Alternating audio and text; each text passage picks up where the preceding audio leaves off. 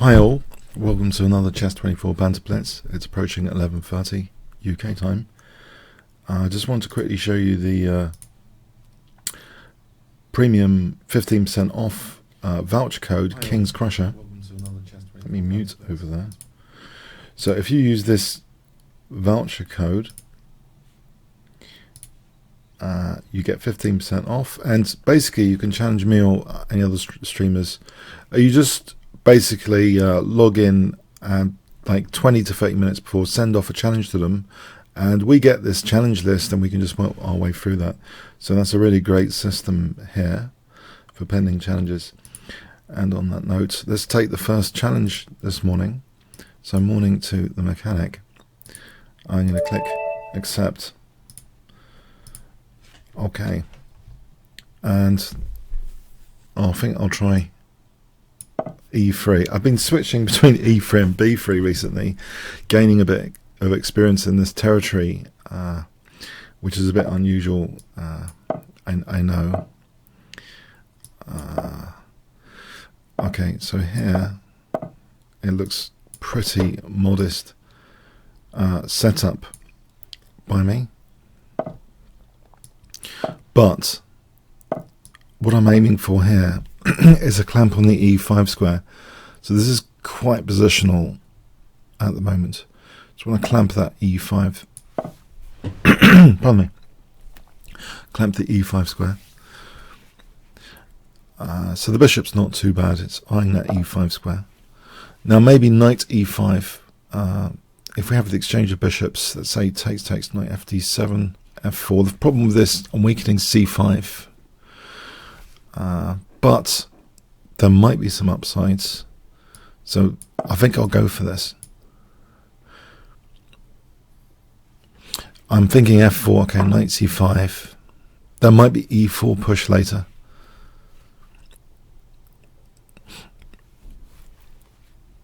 With well, I'm putting pressure on C6 here now because of that B5. Let me see, knight takes, D takes, knight d7, f4. Intriguing. Now maybe f4 gives the option actually of f takes now on knight takes e5. So knight takes e5, f takes. I think there's also the possibility maybe of c4 here. What does it do? I'm thinking, what does it do? A bit cynical about c4. With a3 at least, I think b4, a4. It's an extra option to play a3 or a4, b4. It's a reactive option there now. But how do I build my pressure here? I'm going to get the king off this diagonal. Sometimes it's sensitive. With the f pawn push, it's more sensitive than usual.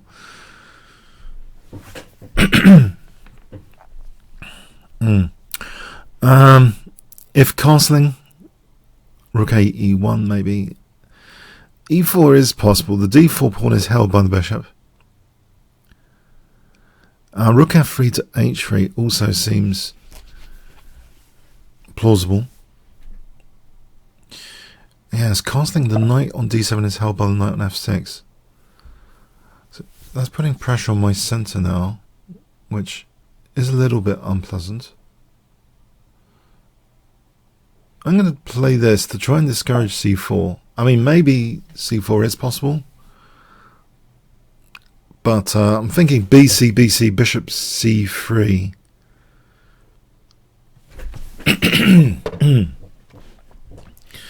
Okay. Rook f3 looks like a plausible thing. It's a bit caveman-y. a4, b4, b takes. g4 is very caveman-y. But kind of kind of interesting. You know, I'm going to play this.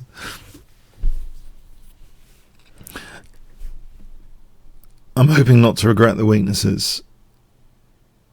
I'm thinking, okay, knight takes, d takes, extend the scope of the bishop.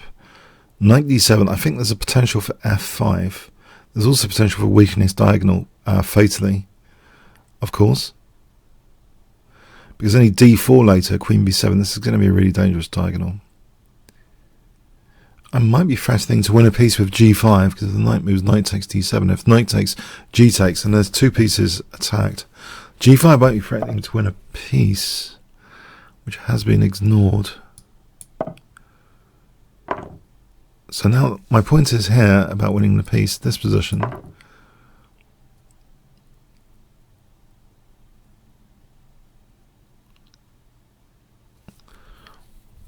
The forcing moves are absolutely essential to consider, especially in Blitz. There's not much time to consider anything in Blitz anyway, but they've got to be given high priority. So yeah, that was a forcing move which won the game there. Thanks, Mechanic. The commutator. I don't know if I've got a cold or a froggy throat this morning. Sorry about this. Okay, I'm hoping it'll improve.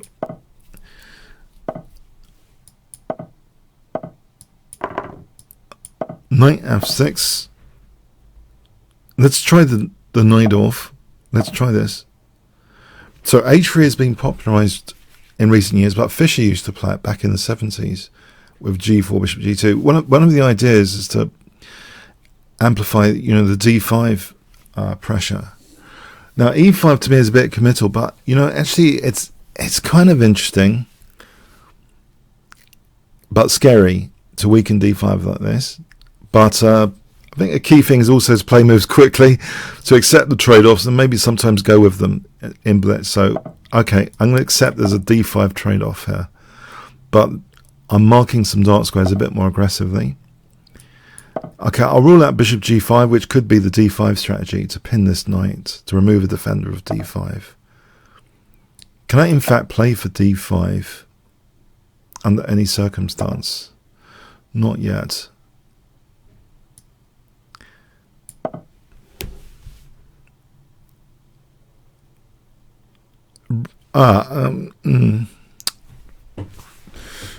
Okay, this is interesting.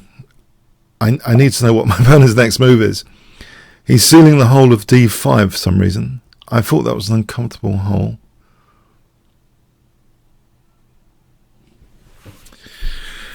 Bishop takes, pawn takes, knight b4. I suppose he castles. Or queen d2 kind of traps the knight. Let's do this. Because all I want to do now is get rid of the dark square bishops, like with bishop d8 to b6 later, and then celebrate c5 and other dark squares like f4. c5 and f4, you see. If I can get rid of this bishop later, with the pawn on d5, okay, a5 for b6, yeah, but knight d7, so I can still, I think, maybe that's going to be handy to have b6. I'm going to stop a5, which will put my dark square bishop exchange on hold there if it's via d8 to b6, but it could be via g5. So knight h7, bishop g5 later, just to soften the dark square. So let's say I castle knight h7, bishop g5.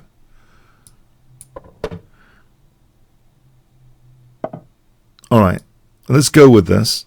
It also releases the f pawn.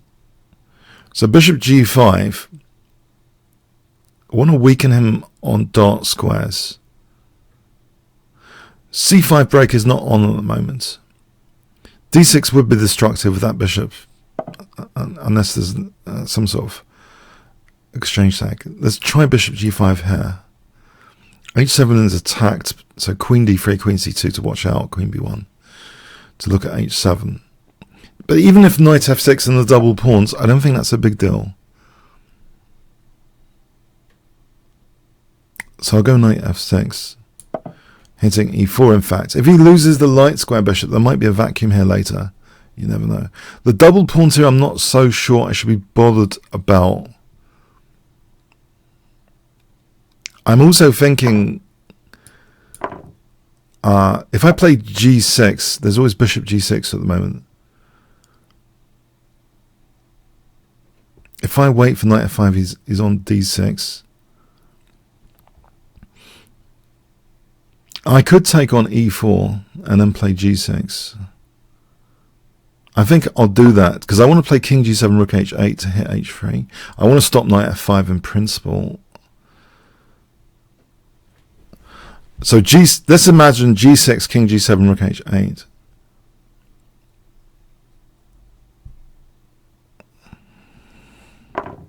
Alright, now the knight's not hitting d6 immediately. I think I've got the luxury of being able to play this.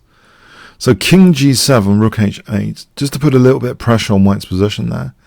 That's a nice backward pawn actually to target. So I just want to play rook h8.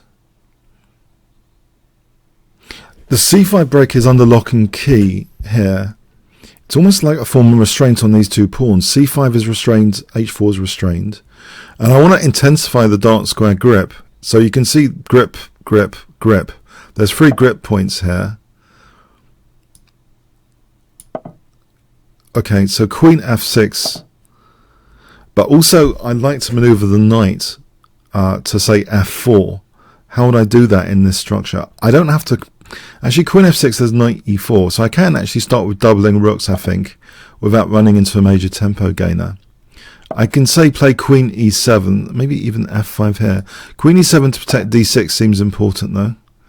I can then consider doubling rooks and playing f5.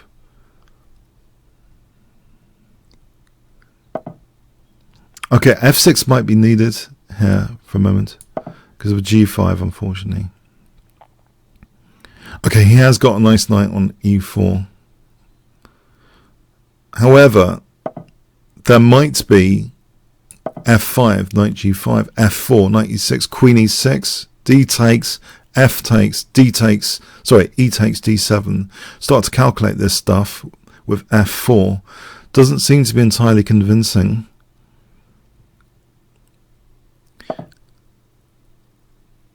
Okay. So what would make f5 a little better? Let's have a look at it again.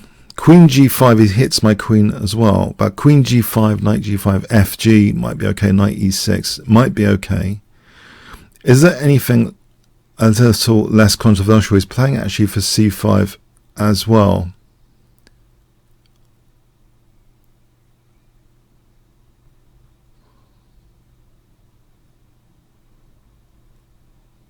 I can treble.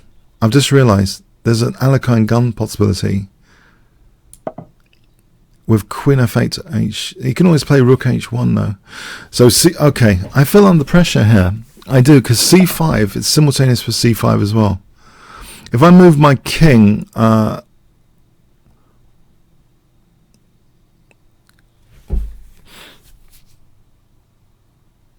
let's do this waiting move. So I'm waiting on c5, because if I get rid of this knight, if the rook's there, rook h3.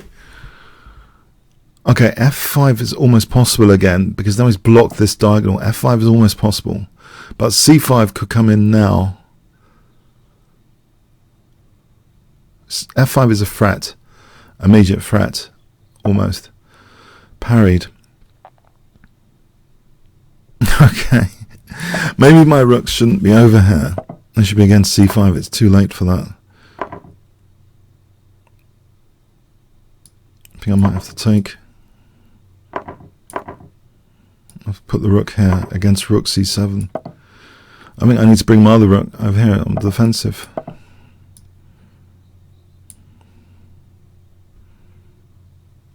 d5 might be weak. I need the other rook over here. I think my offensive plan over here, I need to come back over here with this rook. It needs to be put on ice. Well, he has to do something about this rook. Queen c6, rook takes. If he hit... okay, let's do this defensively. Rook d8 is also hitting d5 anyway. That is a target, a new target, d5. It seems to have... If we simulate the new pawn structure and the opportunities, that is a new target, which wasn't there before the c5 break. It seems to have exposed that vulnerability.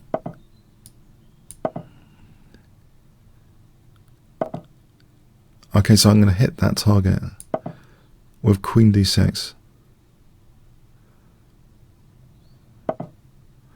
Now, yeah.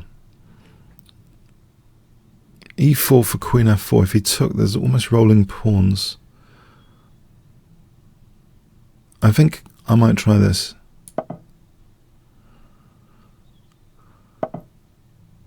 Alright, so if I played Queen F4 here, there's Queen F3 threatens. There's no Rook C7 still. I'm on C7. He's short on time now as well. Check or Rook D5. I think check is tastier to try and break up the king here. The problem with Rook D5 is Rook C7, which is a little controversial, I would say, to allow Rook on the 7th, even if I can't calculate it, just from a prophylaxis perspective. This is mate, isn't it? Alright, thanks for the game, commentator. There are a lot of problems there. I couldn't attack you on the king side. Okay, well played. And there was a nice thematic break. But sometimes the thematic breaks don't give too much. Sometimes they look good, but they're not as good as you might expect sometimes. Even with seemingly glamorous thematic stuff, you've always got to like check out the downsides, the concrete downsides. So sometimes C5, it might be in principle good, right? But you've got to make the right conditions for it to be as effective as possible to just avoid those downsides. But it was a very nice thematic break with C5 in principle. Definitely available, but maybe wasn't implemented totally optimally. So H5, okay, it's putting me off F5 or King H7 because of Knight G5 now. This is good. It's going to lock down me on I'm going to be a lockdown on F5 now. I have a penalty now. I'm trying to blunt this attack. There's 2 penalties already. He could sacrifice on G5, but only F5 he can grab the E4 square. But on the other hand there, I can get a mobile pawn center with D5 later potentially. So I'm going to go with F5, hoping I don't get blasted. There is a check as well here.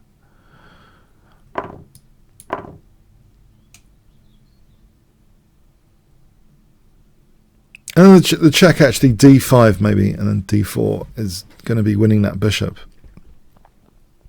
D5, okay.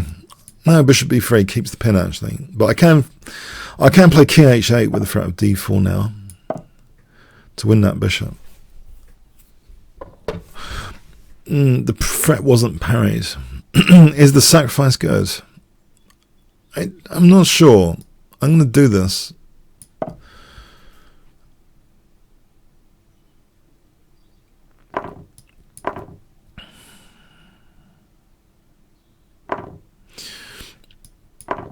I think H6, bishop F6.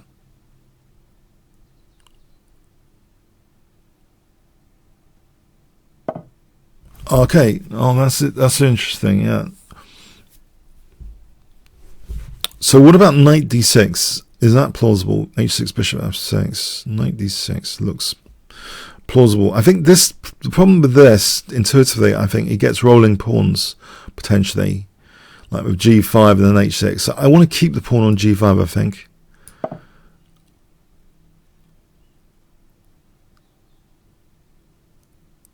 I'm hitting G4. Potentially that's poison pawn though. You know, maybe knight B4, bishop E4. And knight A2, check. King B1. There's interesting stuff there with knight C3 check. So I might do that.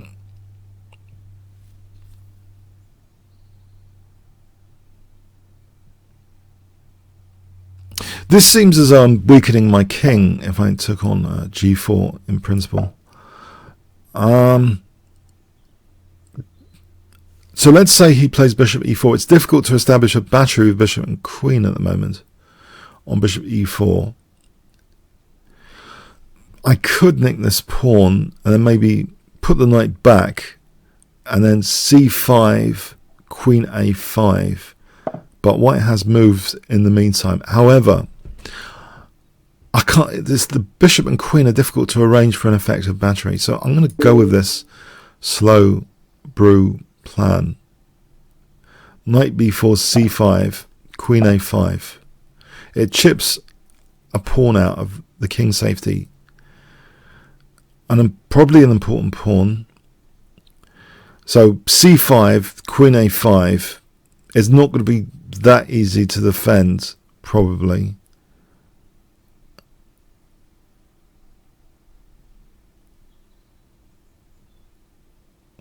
What I don't get, thankfully, I don't get how white can increase the pressure that easily in this position. If I had taken, say, a pawn on g4, there's going to be opportunities to increase the pressure, with targets. But because these pawns are cementing each other, they're constraining down the power of the pieces, these two pawns. So queen a5, that straitjacket of the pawn structure. If you read Steen's Simple Chess, he talks about the pawn structure as like the fundamental constraint on the pieces. If I take here and then d3, that liberates that bishop here. But let's imagine knight takes and queen a5. I think that's dangerous for the check taking on b2. It looks very, very dangerous now.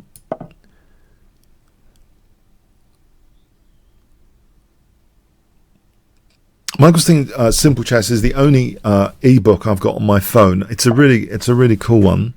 d3 for queen a1 here looks a very good tactical shot, opening up that bishop. So releasing the shackles of the pawn structure. All right, thanks for the game, Fenneman. Okay,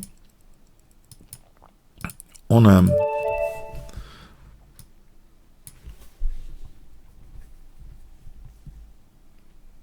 Okay, on he's ready.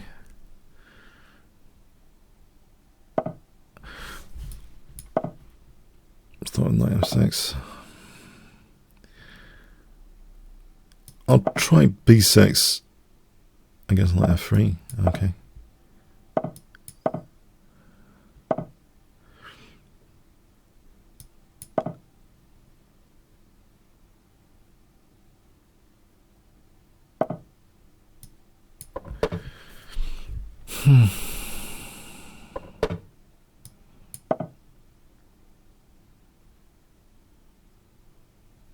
Actually, why couldn't I have just taken on d5? Is there a knight g5? I've been a bit cautious here. Okay.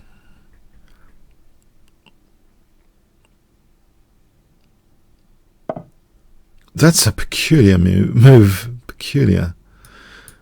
I just feel intuitively that if that bishop's exchanged off, these are potential weaknesses on the light squares.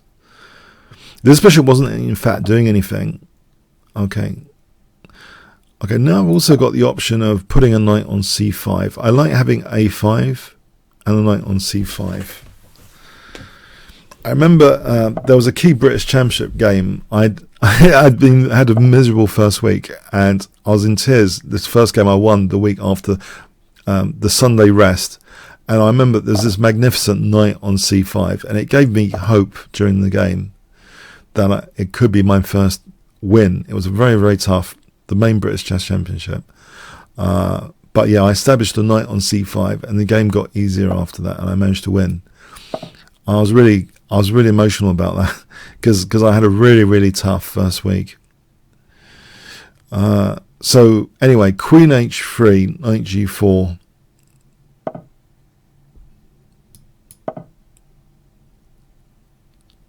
So that it has an emotional attachment getting a knight on c5. I remember that game.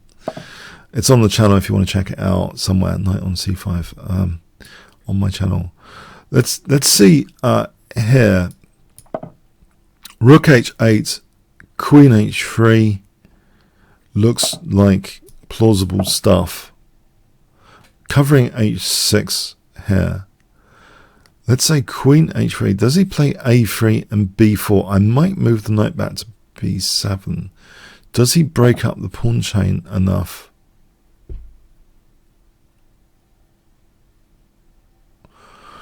And if I played queen h3, rook h1, okay, is the queen going to be trapped? I hope not.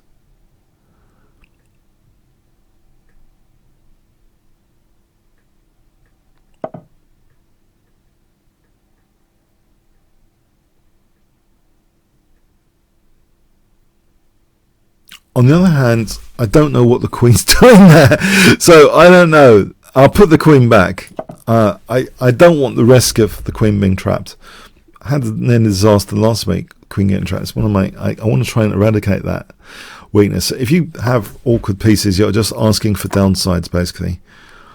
You're nearly trapped pieces, loose pieces. You're just asking for downsides, either short term or long term. More the pin, I think, long term, but trappable pieces, short to medium term. The queen, you can imagine with G4 and like this and Rook G3, the queen could get trapped.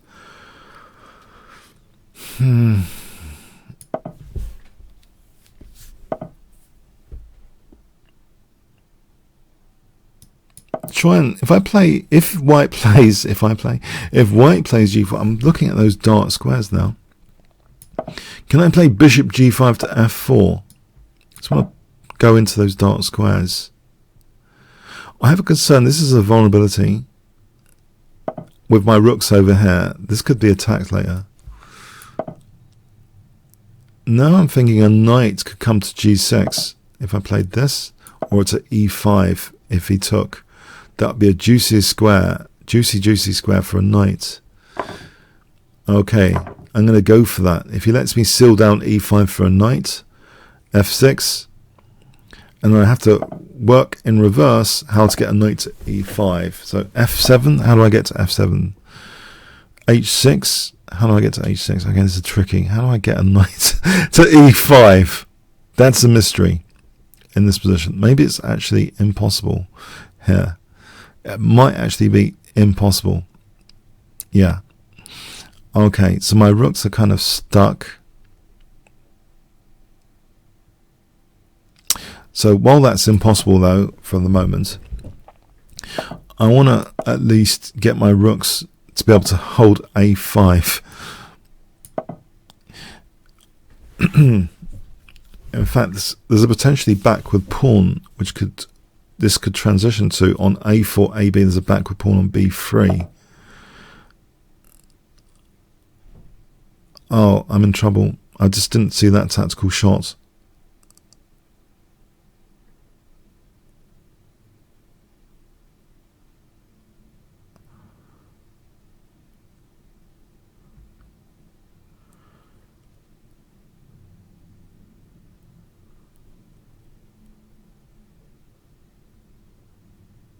That's a killer shot. That wins the rook. Whoa.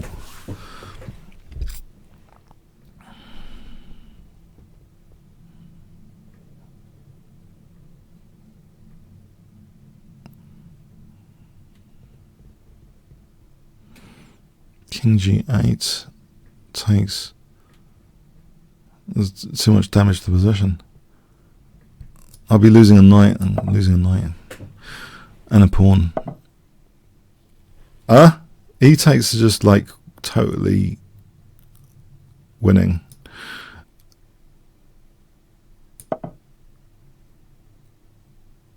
I thought E takes was totally winning. This looks horrible with knight E4 happening.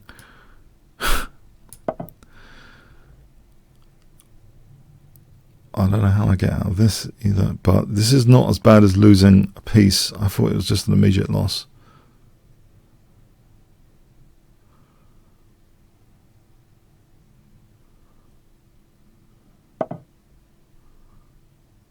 Okay, F5.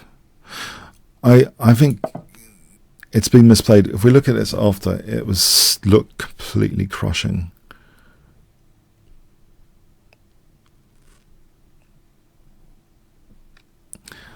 I definitely had a weakness in the last move. When I moved that rook and left that hanging, E5, killer. It looked like killer because of EF. Just taking on to hit the knight, the rook's crashing through it. I think it was all over. Okay. I live another day here at the moment. Okay.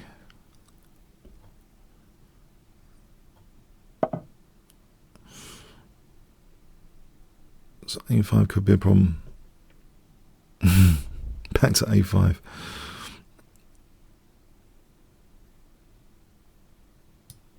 Take on G4.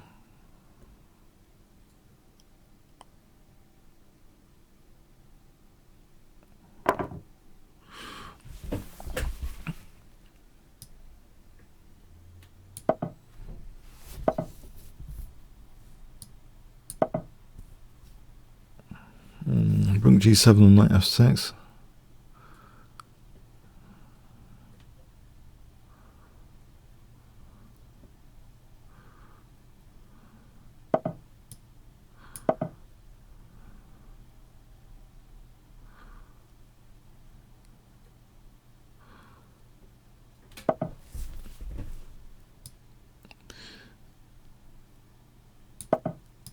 If he took on a5, it opens up some lines. If he doesn't, so okay.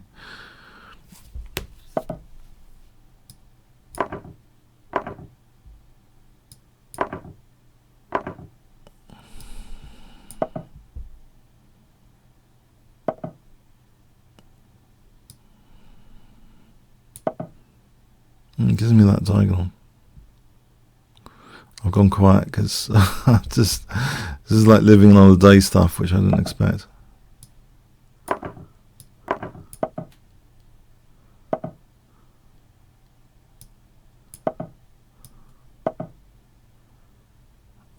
The king can hopefully walk across.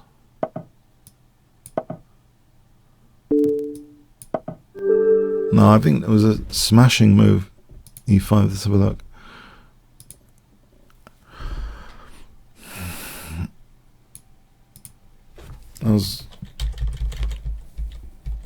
Yeah, this is just total weakness of the last move. I just left this as a loose piece.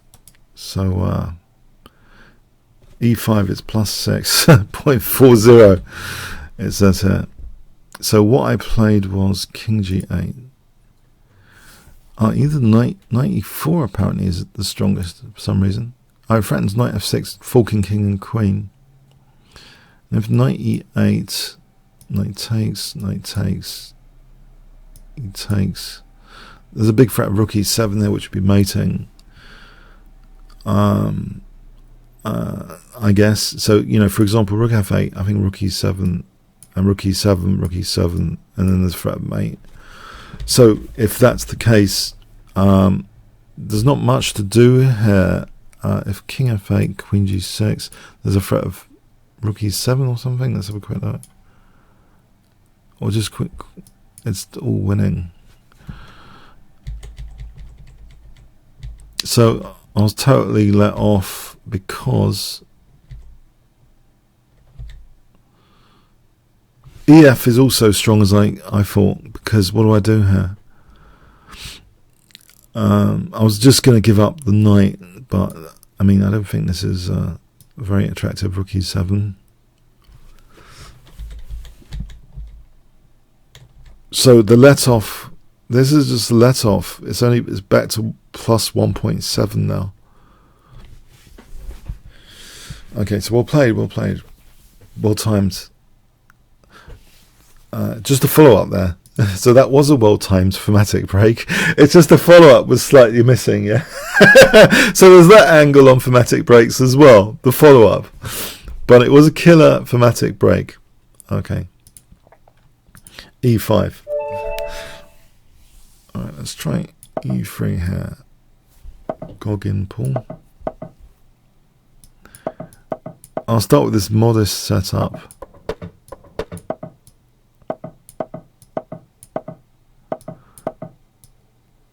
My good friend Alex Efalontis, we had this tournament many years back, and this guy played this setup against both of us and beat both of us.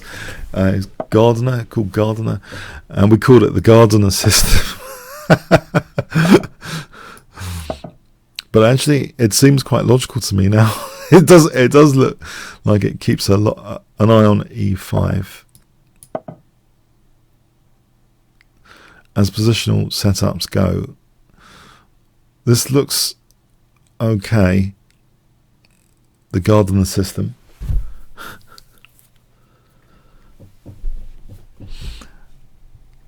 It looks as though actually C5 is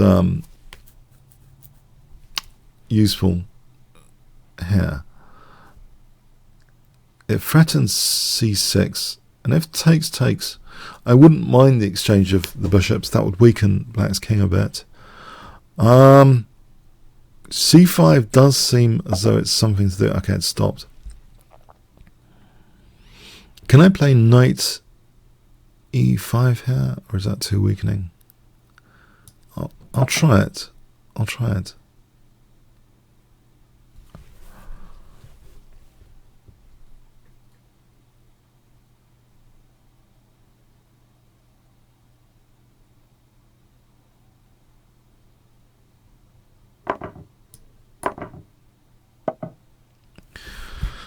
So knight takes and rook d1. Okay. Is CD better? CD, I would force. No, I don't force. There's knight d2. Okay, I'm not entirely sure. What does CD do to knight? Okay, let's imagine CD, ED, knight e4, d takes. Yeah, that diagonal's weaker in that version of events. You can see that diagonal's a bit weaker to black's king. However, CD, knight d2, queen d2. This version of events, on bishop d5 there's knight e4 winning a piece, but this version of events with CD, knight d2, queen d2, I'm not sure I'm getting anything there. So I can force the doubling of pawns here, and maybe that's the thing. Okay. The d6 square looks tempting with rook d6, and then to double. Any rook takes d6 ed could have an exchange of bishops. Oh, crikey. e5 is vulnerable. Alright, if I protect that for a moment.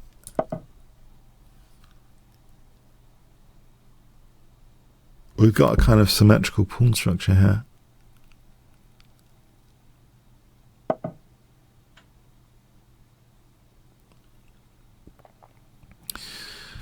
Alright. Play b4. I'll stop that for a moment. Don't want to be attacked with h3. So, yeah. It looks a little bit passive for me. It does look passive.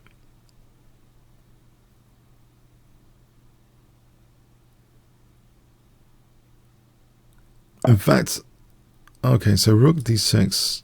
Oh, there's always queen d6 here, winning the exchange. That's nasty. Factor that tactic in.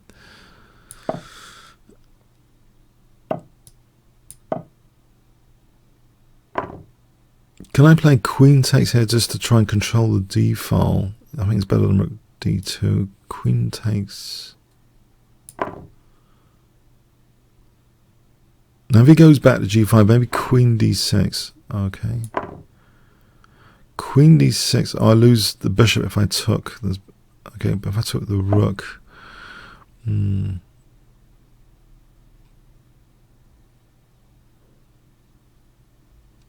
Alright, I'll take that and bishop c3 here.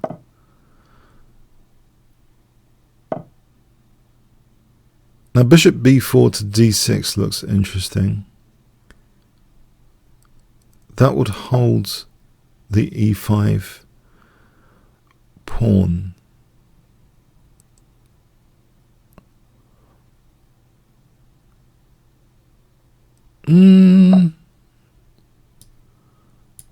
Right, it's with tempo on the rook.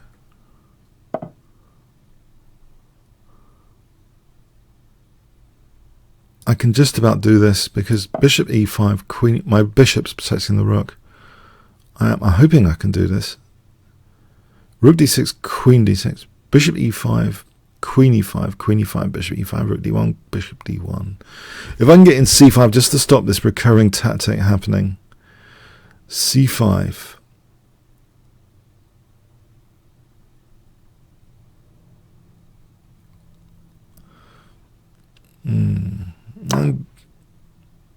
Right.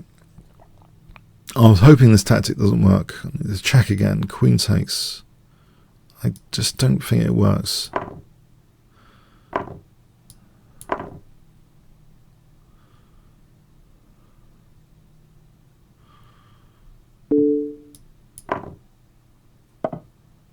Right. I can stop this pawn and eliminate it, I think, with bishop d6.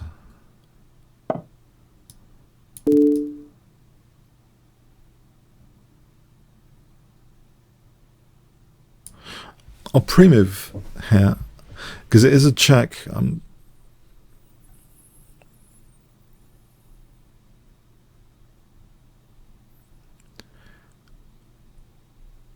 Oh, hello?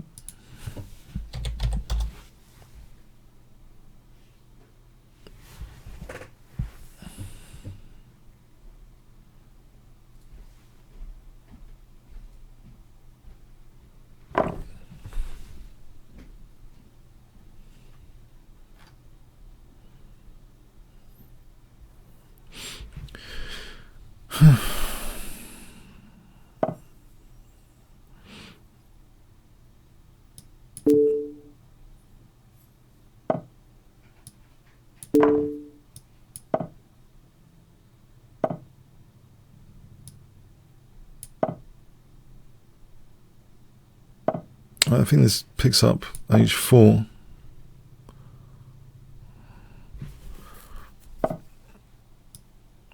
I don't need to rush to win h4.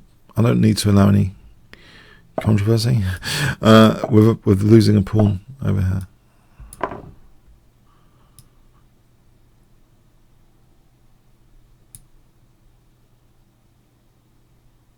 And so there's bishop f6 on the way.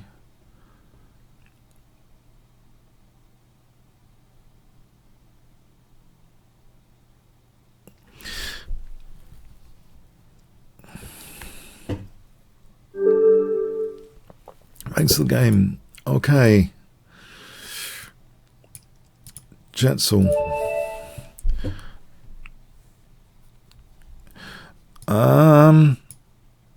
Right. Let's try it. Sicilian defense.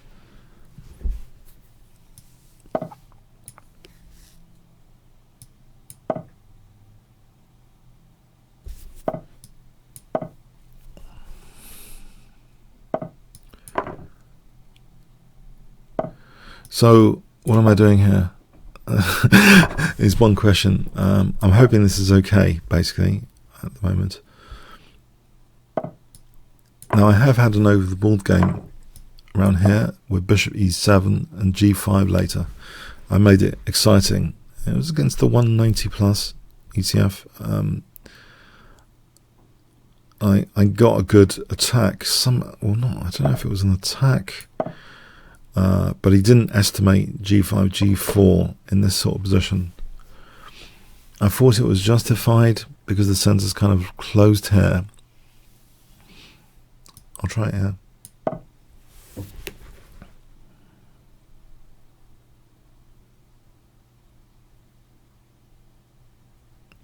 So some things I can sense intuitively is on g4, knight e1, h5. If he ever plays f3, he weakens that diagonal.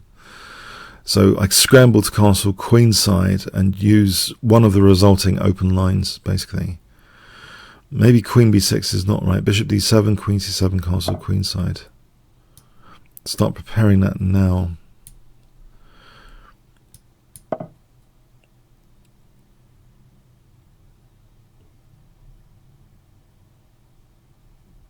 The problem is, as soon as he kicks in f3, I could be losing a key pawn over here.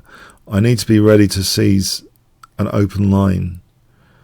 So I can't move my queen though at the moment. Okay, I'm under pressure here already. How do I manage this? I'll get ready for the c4 square as well. So I'll protect b7 with the knight. In fact, maybe my king can just stay there. I'll leave my king in the centre at the moment. I'm just thinking a6, b5, knight c4. Any f4. It's going to be tricky, f4. This g file might still be relevant. I'm thinking, okay, c3. If I establish a knight on c4 though, if he took, I get this diagonal, I get a nice square on d5. So let's imagine a6, b5, knight c4, and he took. I get a nice d5 square, probably the diagonal. If he wins h7 here,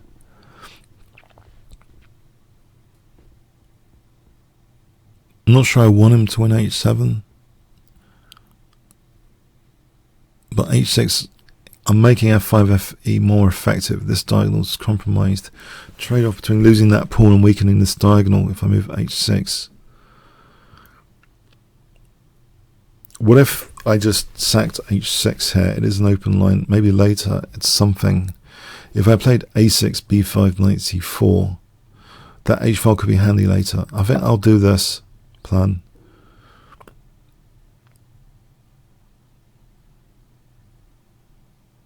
So b5, knight c4 plan.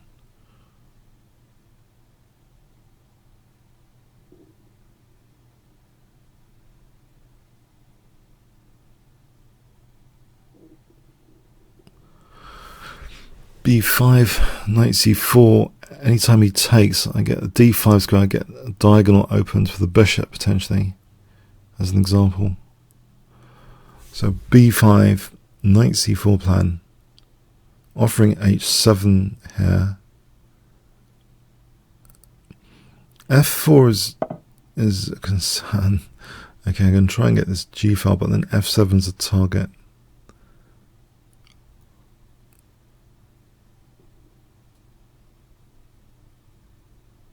So maybe play on with b5 and knight c4. ft bishop g5 might be plausible. Okay, play on here, knight c4. f6 bishop f8, he's got bishop g5. f6 knight e3. Okay, he's giving me d5 in the diagonal.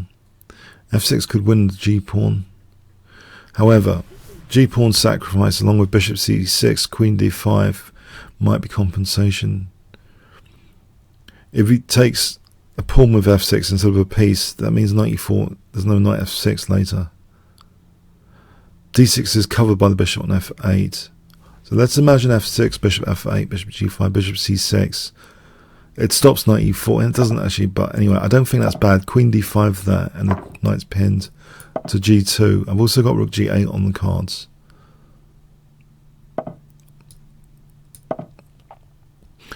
The knight's not entirely pinned to g2, but it looks a little bit as if I'm getting some compensation here.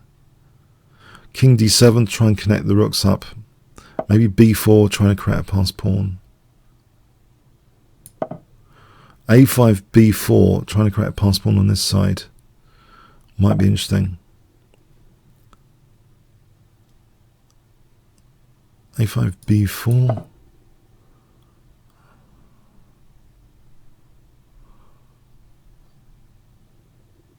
There's also rook g4. Where would the knight move? Knight f2, queen g2, knight d2. Rook g4, rook f4.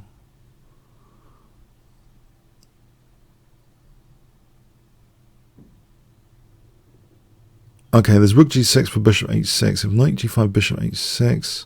This gives me bishop h6 as a possibility. There is also knight d6 though, as soon as I play bishop h6. What I want to do here is kind of put pressure on both sides, with a passed pawn on this side and g-file and g2 pressure on this side.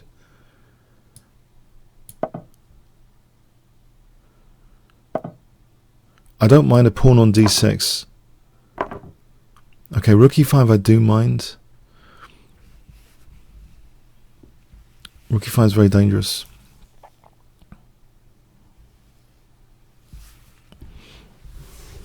Maybe queen g5 here. Try and get connected past pawns if the queens come off. I've got to parry rook e5.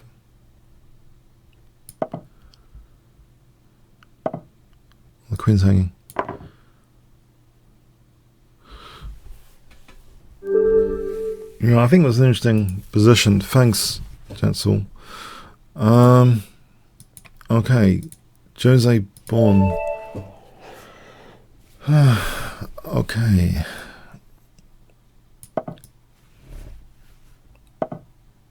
Let's try c4. Magnus Carlsen played this e3 with c4 against MVL Maxim Vachelograve in, I think it was a rapid time control.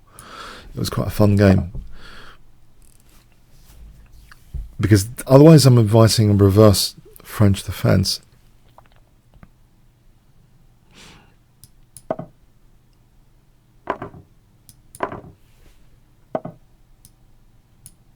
Okay, let's castle.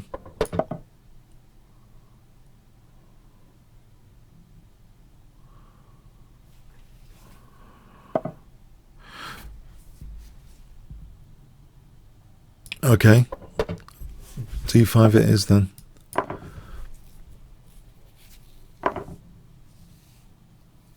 Let's try and tempt a weakness, like with f6.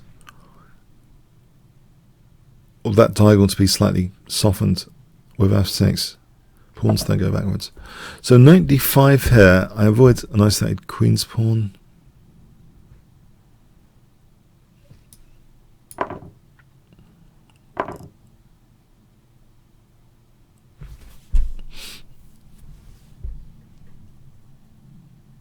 Knight e5 here, f6. Knight c4. Just nonsense. I'm just looking at nonsense there. I mean, queen d2 is a sensible move. Let's say bishop g4, he puts pressure on d4.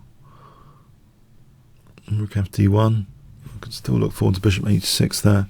Maybe queen d2 is plausible. Bishop g4, rook d1 for bishop h6. No, he's going to pile on the pressure on d4 here. This could be pretty unfortunate, and he's playing this very quickly as well. This could be unfortunate. Okay.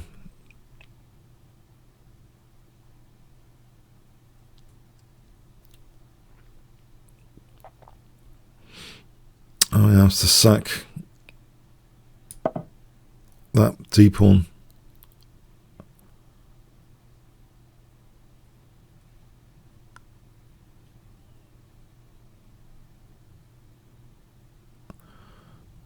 The d5 pawn's behind it. So let's say knight d4, bishop g7, knight f3, bishop f3. I'm looking forward to d5 behind it if he does win d4. Okay, that's intriguing. He's going to waste the time on bishop g4 if he wanted that.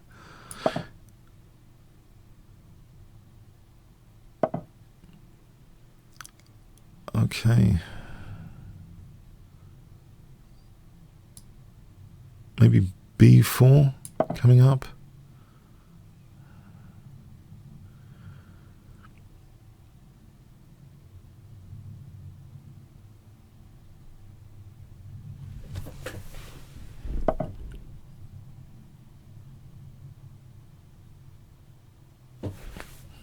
Can I play this to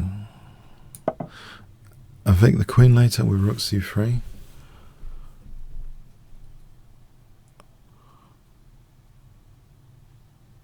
Bishop f1, just to get the bishop out of the firing line. Rook c3 to try and evict the queen.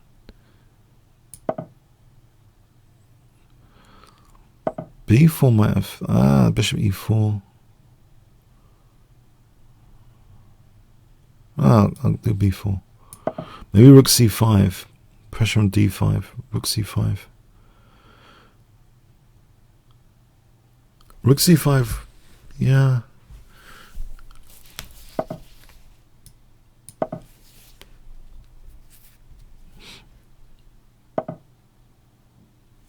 Alright, here, what about knight g5 here? Just to avoid double pawns.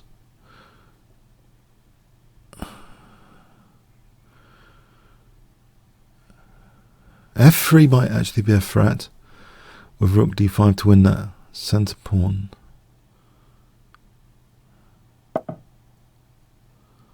Okay, f3.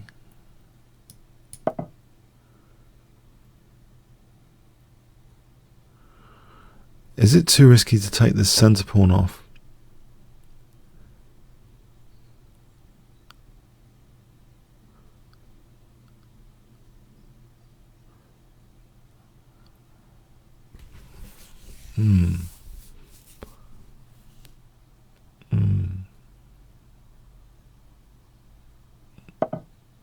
I can't see it. I'm going to take it.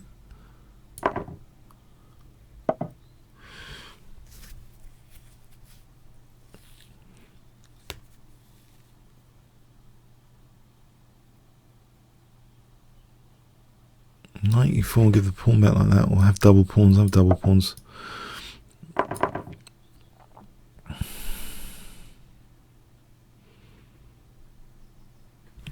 This is an extra centre pawn, right? Rook c5, d5. Okay, he's now on f3.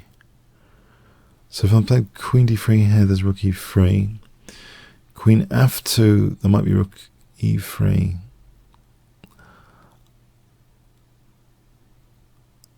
Alright, so queen, what about f4?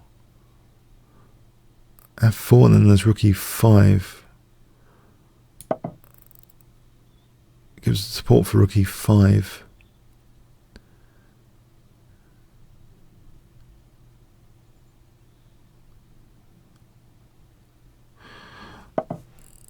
Right, so rook e5 here. I have queen f4, queen e3.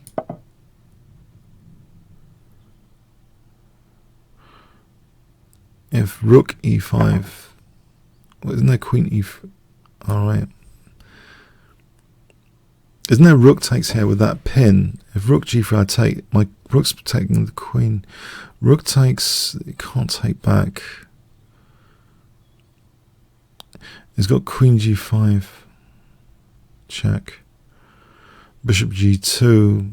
He takes back queen g5, bishop b7. So overall I think it's still a good idea.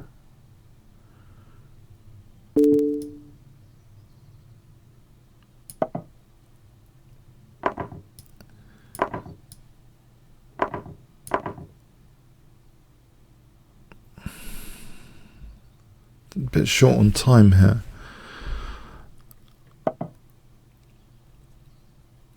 I'll just try pushing this pawn.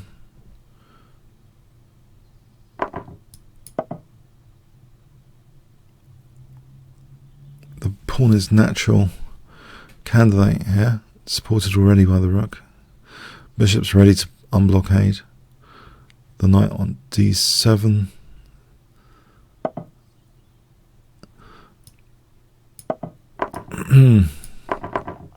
Take this guy off.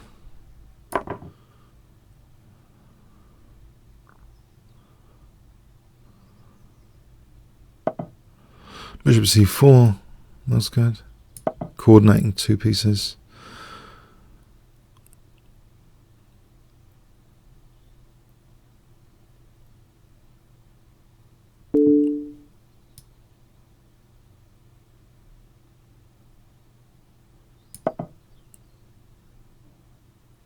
I'll drive my king up over here. There's no f-pawn push to worry about. So check, king g3. Actually, there's no rook b3 there anyway. Let's take here now. And then king g2.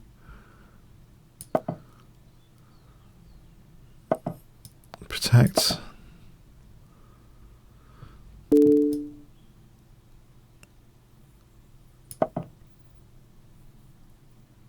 No, I think I need to drive my king up to f6. Okay, pre-move time as well.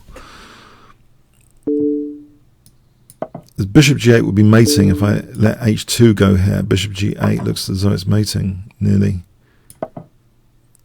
Oh, there's, you can take the pawn here.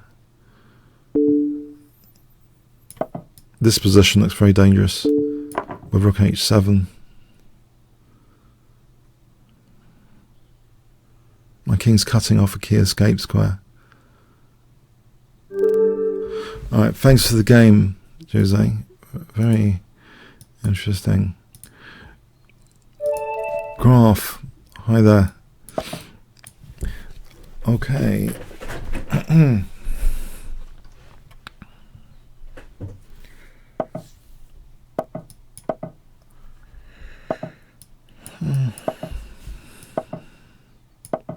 So we've got a pretty standard looking position here.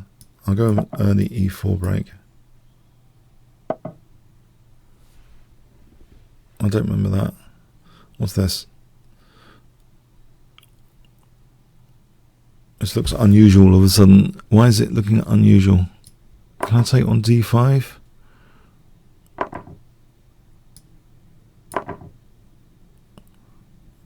Is that winning a pawn or something? An unusual amount of pawn tension so early on, with both sides not castled yet. Okay, strange position. I don't mind this. He's given me f5 on a plate, the way he's played it. Okay, not so easy. Bishop f5 though. Maybe bishop f5 instead of bishop e2 is more to the point. Yeah. Bishop e2 is a little bit timid. If I want to really play with f5, why not get rid of the bishop?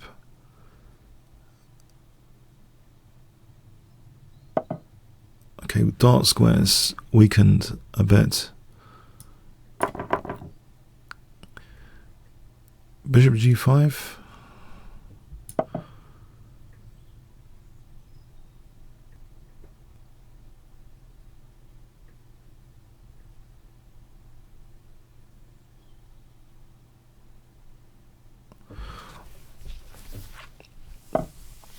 Knight e4, bishop e7, there's d6.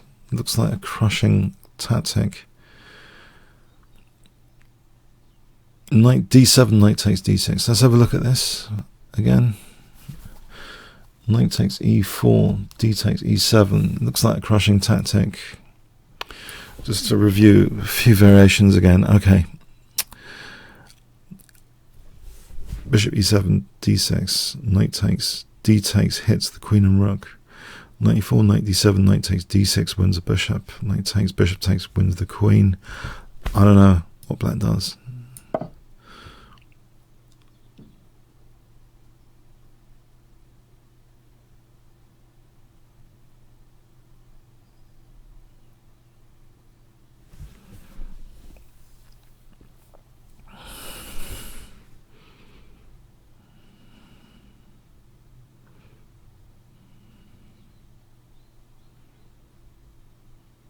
In fact, there's also knight f5 check to win the queen in that line as well. If you imagine the queen there, knight f5 check is winning the queen after takes, queen takes d6. So d6, yeah, it looks as though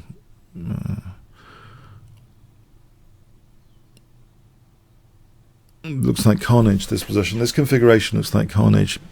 Bishop e7, d6, knight e4, d takes. Okay, maybe I'm wrong. Maybe I'm wrong. I could be wrong here. I didn't see that.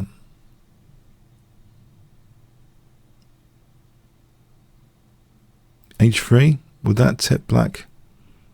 That's h6. Could be wrong.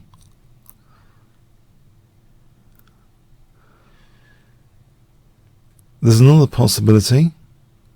Knight b5 for queen d4.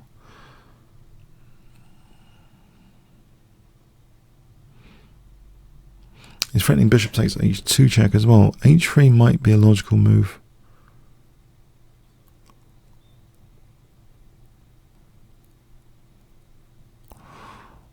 h6, bishop h4, g5. In which case there is knight f5 check. So let's keep at it with this. h6, bishop h4, g5, knight f5 check. I'll be looking forward to taking on d6 with this fork. Bishop, I need to calculate now. Okay. So g5, knight f5 check. Bishop h2, king h1, knight bishop f6. Okay, g5, knight f5 check.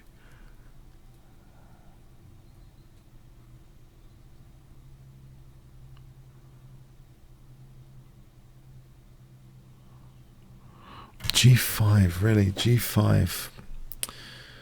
The cost does seem f5 of g5.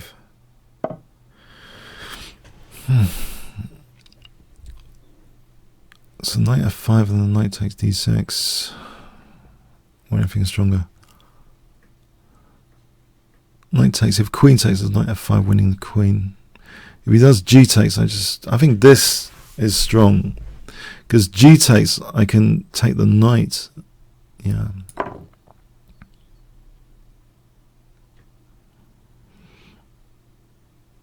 There's no queen d6 here because of knight f5.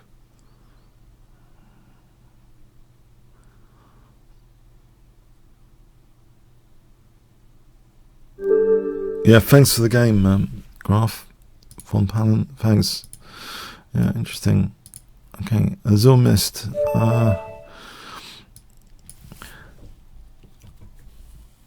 Okay.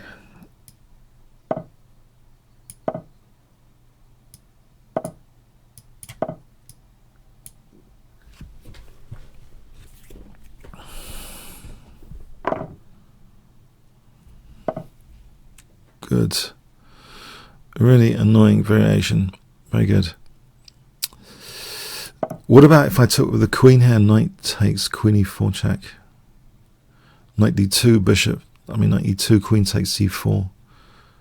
So if I take with the queen instead of knight takes, it means knight takes, queen e4. If queen e2,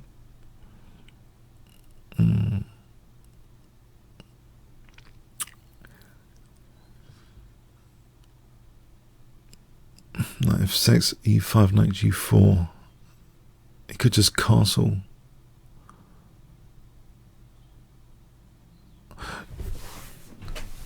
What else here? Knight d4, knight e5.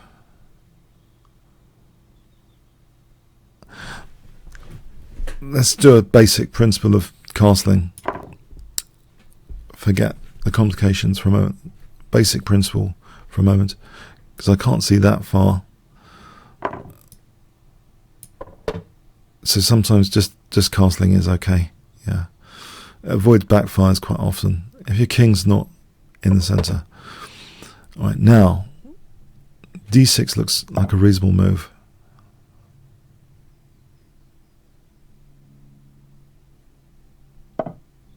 So knight e5, bishop e2,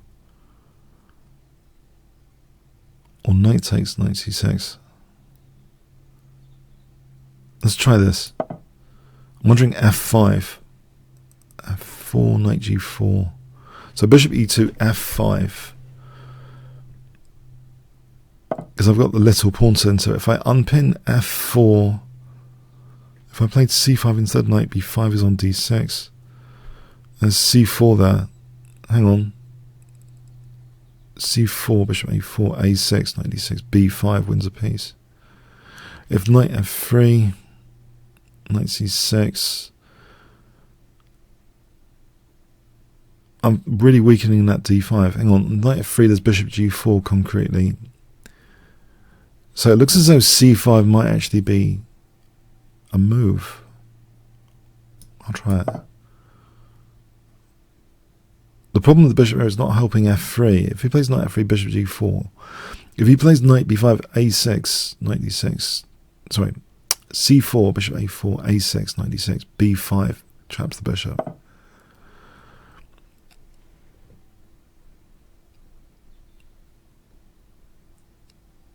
Look at b5 here, knight b5, queen, okay, that's not. f4, knight g4, he's got f5 to follow. g5, is that such a dumb idea here? g4 runs into f4, but there might be knight g6. Okay, takes knight f4 is marking d5 quite well. c4, what about just c4 while the knight's on e5, which means there's a boost to a6 here, just threatening b5. If f4, there's also queen b6 and knight g4 for knight f2. Let's say f4 here, c takes, f takes.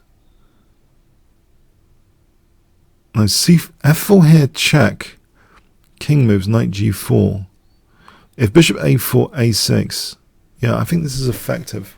It's opening up this diagonal potentially for queen b6. Check now.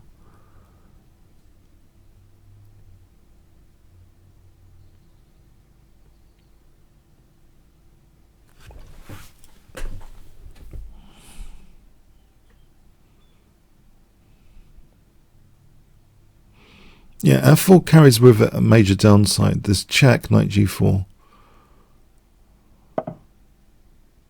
Well, I thought it did anyway.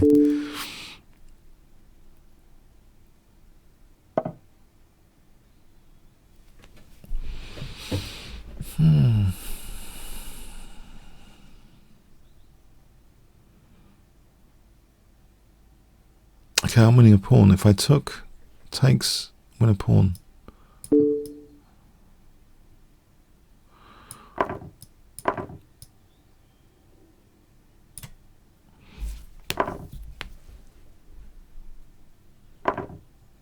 I'm not winning a pawn. Okay, so I got absolutely nothing from all that. Yeah, that was a waste of calculations. Yeah, okay, I got absolutely nothing. That's brilliant. Okay. Are you telling me I got absolutely nothing from all of that? That's just great. That's just great. Wonderful. Yeah. Okay.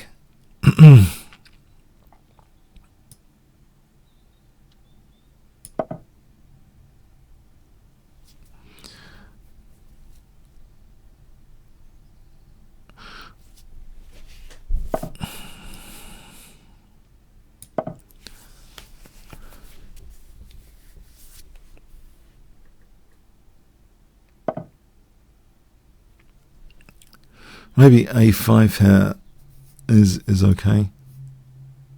For a4, if a4, maybe I consider doubling the pawns. If he took away from there, knight c6 to d4 is stronger than before. If there's nothing to kick the knight, so that seems to be a plan, to take and then knight c6 to d4. All right, is that really the only plan now?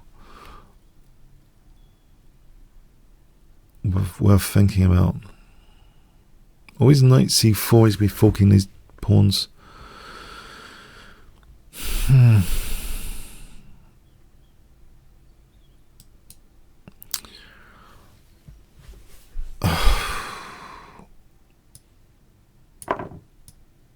I'll go with it.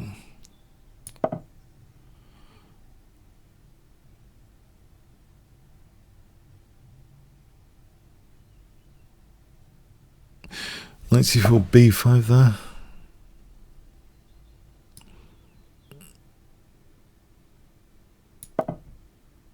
Alright, knight c4 does fault the pawns. Rook d8 for knight f3. Okay, king g7 now, rook a7. Rook a7 here.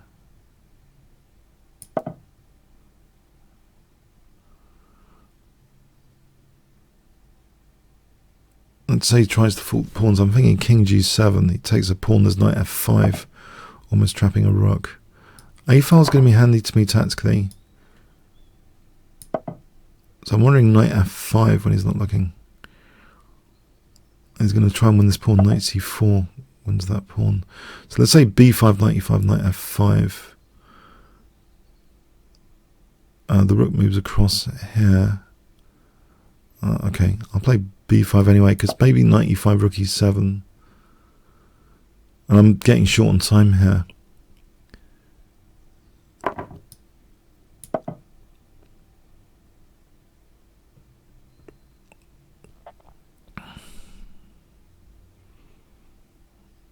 Yeah, I can't trap the rook, because the rook's always got this rank.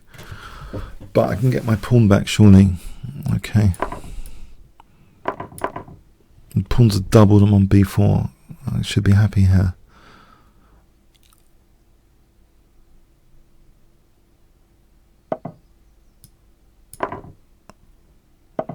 Alright. Unpin with king g6 and f6.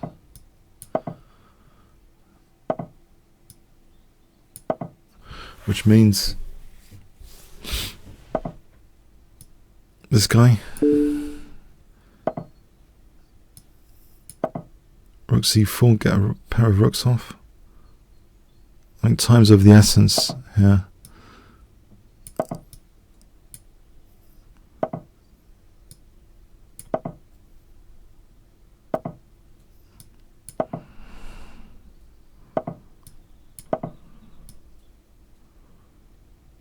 Pre-move time.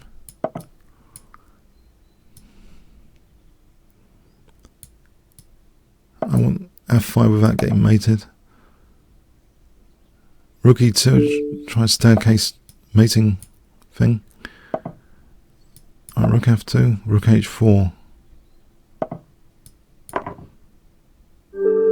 Alright, okay, thanks for the game, Zoomist. That was really challenging. A bear called Paddington. I watched Paddington 2 the other day. It's quite good. On Amazon. You can either rent or buy. Actually, we bought it. Sorry, that's something to own up to on the stream. I didn't say that. Just forget I said that. I never bought Paddington 2. Never. I deny it. Sorry. I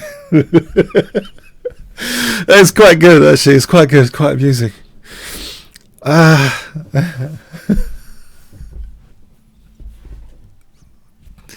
Oh, what have I just said? These things come to mind without any filter.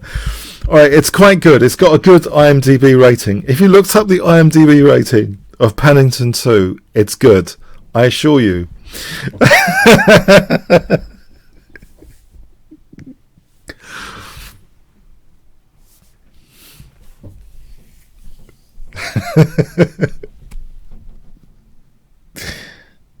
Jumanji was good last night. Rented that. That was a good one for rent, at least. Jumanji, much better than expected.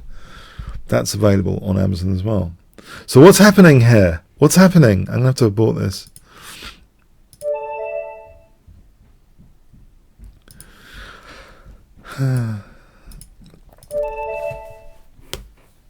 King Murderer.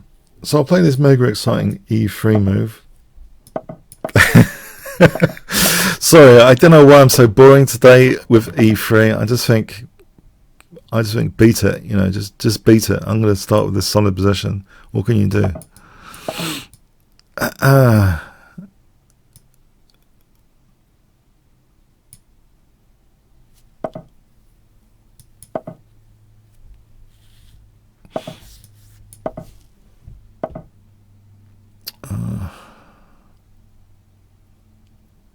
No, you can do that. Okay.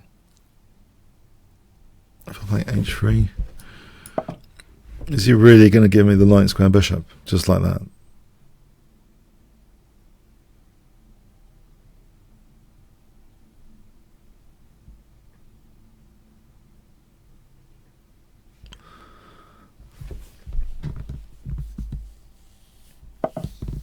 Nope. I'll play knight c4 to try and provoke e4 as a kind of reverse French defense. So e4, knight fd2.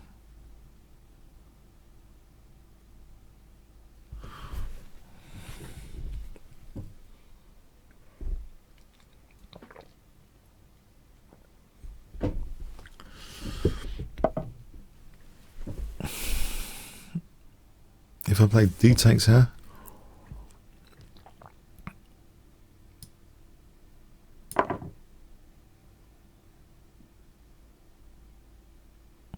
seems a bit weakening, b5. I'm surprised by that. While my knights put pressure on e5, this seems a bit dangerous, doesn't it, for black?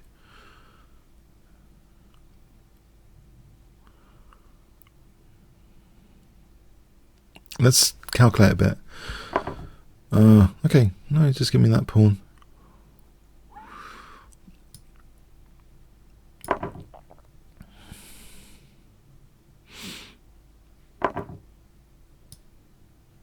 Bishop takes, there's no pin. On knight e5 I go into a pin of sorts. Bishop e5 avoids the pin situation. Queen d1, bishop d1 if I want to hold c2. Let's say knight e5. He has the pin. Let's say a knight move to d5. There's knight c6. It's a little bit fragile. I think I'll play bishop e5. Don't want to go into a self-pin.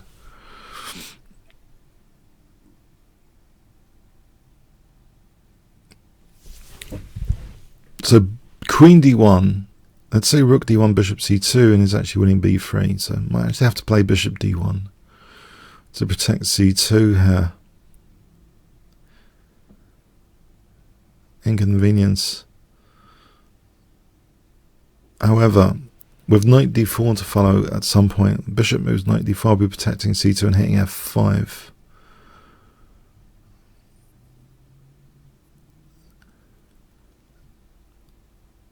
What does he want to do here?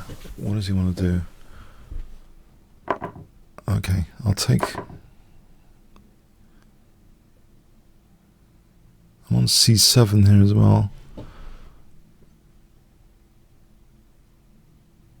This rook's a bit dangerous as well. How about rook c1, getting the rook out the firing line? Protecting c2. Double defensive move against the rook being a liability. So rook c1. Bishop a1 to keep the bishop protected on a1. Knight d4. That sort of thing.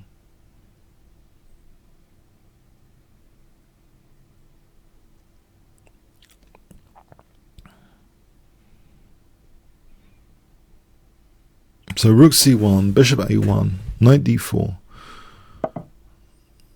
Alright, so rook c1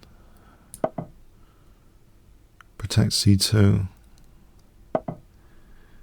I can now play bishop e2, hitting b5 without losing c2. I can consider bc or b4.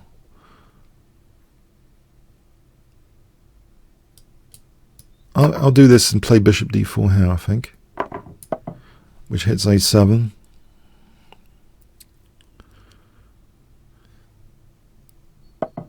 Alright, I can take in a knight d4 now, which is what I wanted earlier, to hit f5. Right, I can play bishop f3 now, which looks good, or I can damage the pawns first, which looks good. I think I'll damage the pawns.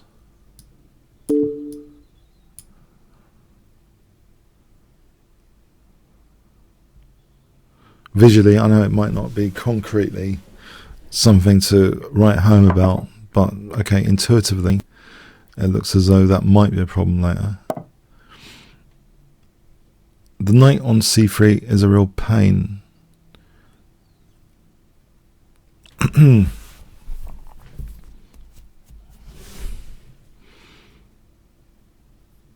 Can I do this? If knight takes rook a1, if he doesn't do anything, a5, a6, bishop b7, rook a1, rook a3. I'll go around this knight. The knight's covering two key squares. I'll go around the knight.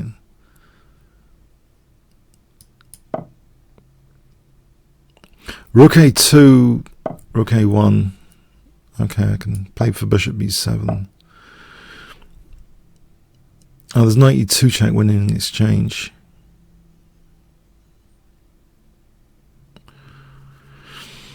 And takes rook a1. Oh, maybe I'll go with that.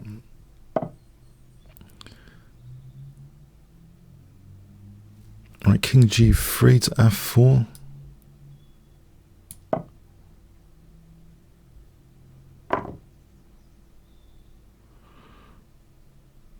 H4 or rook a1. I think rook a1.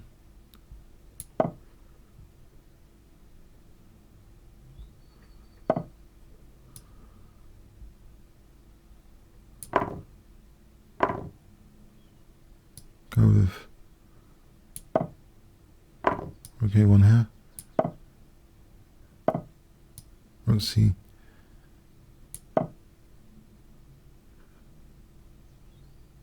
I'm trying to make this a real problem, this f5, with my king, if nothing else.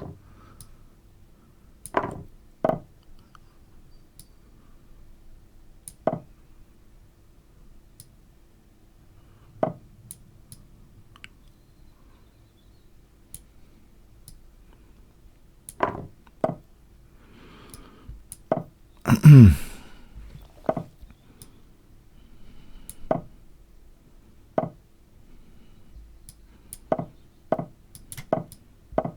got mobile pawns. That's my advantage here.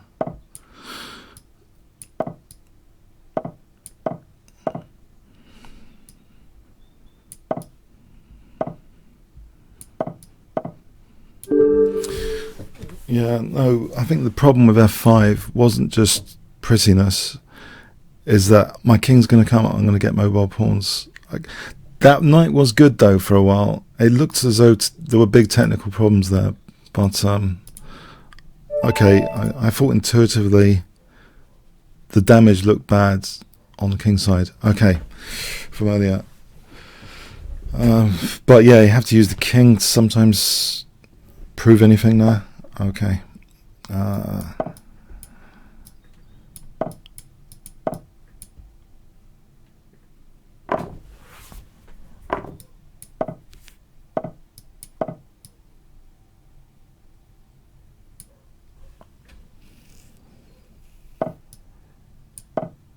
So bishop e7, knight e7.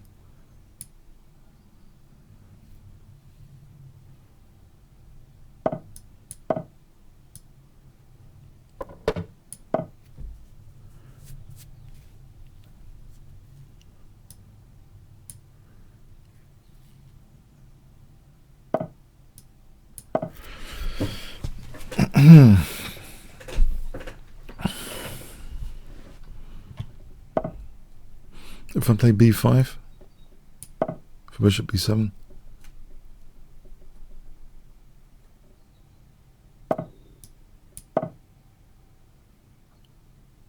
knight c5 looks good.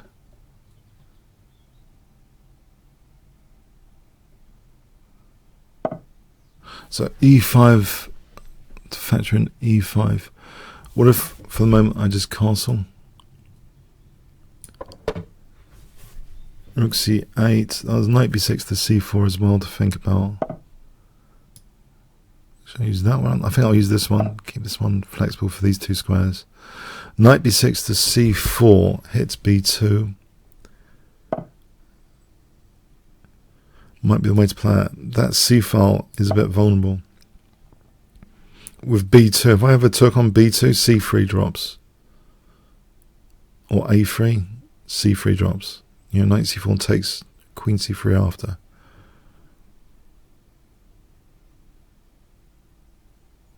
e5, d takes, f takes. He's on my bishop.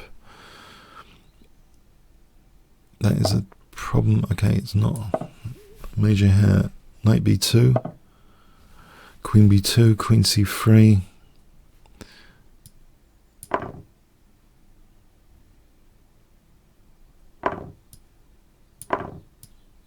I lost against Leela 0 with seemingly this position with white. It just seems to be losing basically if there's pressure like that on the c file. I just felt helpless, so I'm trying to give what I got from Leela 0 recently. Playing the Sicilian just with b2 collapsing, with c3 collapsing. Alright, so bishop f3 here, ef. This is a tactical shot. Bishop d1, f takes. Am I losing material there? Is it safer to play knight d5? I'm going to check this out. Knight d5 also might be useful anyway. Let's check this out. There's also this. Okay, there's 3. If I use 40 seconds here or something. D takes, bishop takes, e takes. Okay, so d takes, forget bishop takes. Let's look at f takes. There is knight d5 simply. On rook takes, forget that. Bishop takes, whatever. Rook a3. Actually, d takes looks like a tasty option. Knight e2, bishop f3, knight c3, bishop d1. Yeah, d takes looks like a tasty option. Yeah.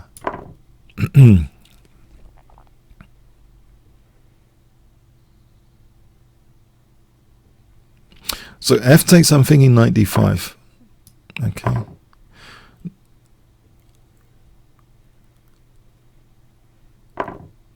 Right, there is bishop c5 here, or rook c2, or rook a3.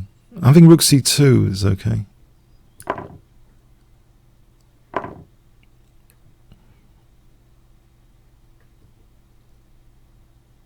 Okay, can I protect this pawn? I don't want to lose my pawns.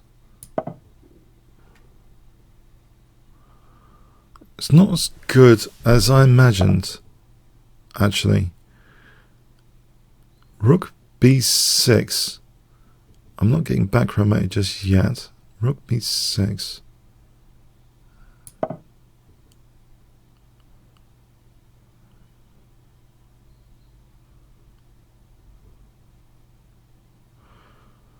Let's imagine rook c1 trying for a back row mate.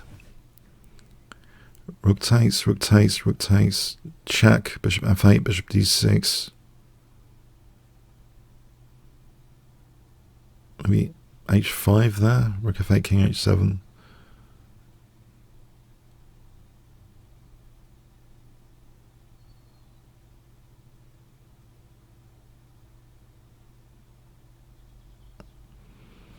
Let's look at this again. Okay, he's playing it. I can insert bishop c5 check if that helps. Probably not.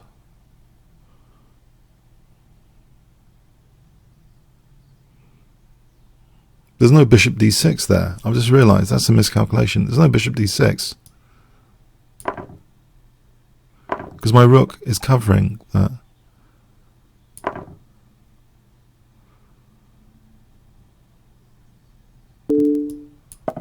Bishop d6 will just take with the rook.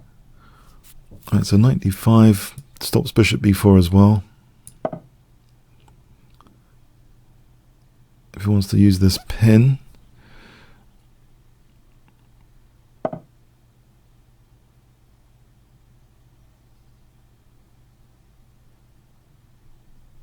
So I need to move.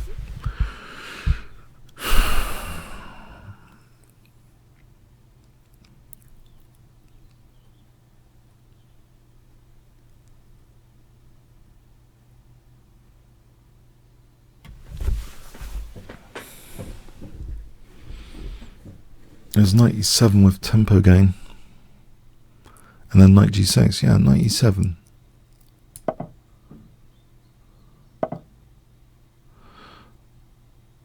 So knight c6 here, actually. Fulks. No time for bishop c5.